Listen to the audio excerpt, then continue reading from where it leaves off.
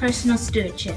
Personal stewardship. Well, assuming that you guys are referring to how to personally steward what you're responsible for, maybe even just like your own body, like, you want to be ripped like me, you probably should go to the gym, probably not eat McDonald's, but no, but for real, personal stewardship, it boils down to how well are you, I believe, maintaining your temple, the temple that God's given you, your body, your physical, and it doesn't have to do with physical appearance, but are you healthy? It doesn't mean are you overweight, are you underweight, it means are you healthy? I believe it boiled down to that.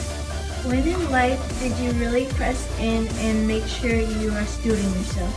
When in life did I really press in? Well, can't you tell? I'm ripped, No, personally stewarding myself, as well as your health, as I believe it's both physical and spiritual health. And I really began pressing in not long after I heard Todd White come to Sunrise for the first time for the very first Represent conference. And I got this new revelation that it's not just to beg God to please heal somebody, but we could live a life in power and command sickness to leave. And that's really where then I was like, man, like this is where it's at. And I started as a truck driver, I put in my headphones for about 3-4 hours a day. And I'd listen to the Word of God, like literally chapter upon chapter upon chapter, sometimes whole books of the Bible. And so that's really where I pressed in and started getting both physically and spiritually really just in tune with God.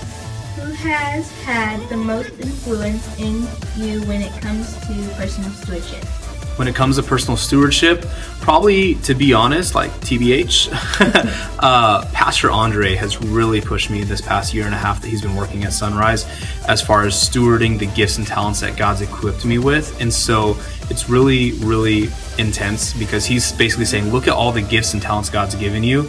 Why aren't you maximizing them? Like why do you realize that you have so much in you that the world's waiting to see? So why is it important for us to steward our minds? To steward our minds because I believe that that this whole concept of just because a thought comes to your mind doesn't mean that it's your thought and you should dwell on it. Just like as if a bird swooped in on your head doesn't mean you need to let it sit there and build a nest. You shoo that thing away. And Philippians, the 4:8 principle is whatever is pure, whatever is lovely, whatever is holy, dwell on these things.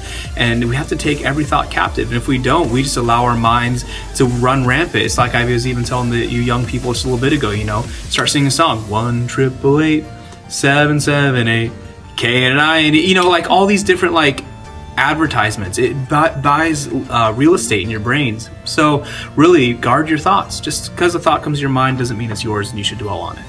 How should junior hires and high schoolers be stewarding their minds? You need to be taking your thoughts captive in a big way. You need to take a moment and say, okay, wait a minute, is that thought actually mine? Is that thought actually mine, or has that been planted in my head somewhere from some sort of marketing, some sort of media, something? And really consider all things. And really, just as the 4:8 principle says, whatever is pure, whatever is lovely, whatever is holy, whatever is righteous, dwell on these things. If your thoughts aren't lining up with some of those things, then you don't need to give time to it. What tips can you give to students wanting to steward themselves? The biggest thing is it starts with the renewing of your mind. You have to renew your mind. Your brain only can think up 10% of new thoughts every day. That means 90% of your thoughts that you're thinking today was the thoughts from yesterday. You can only make 10% new, literally, scientifically. And so what you need to do is you need to start today by investing in your brain. I spoke with a billionaire, not a millionaire, a billionaire. And the number one piece of advice he said was invest in your brain. If you can renew your mind, you can renew anything about yourself. Thank you. Thank you. Thank you.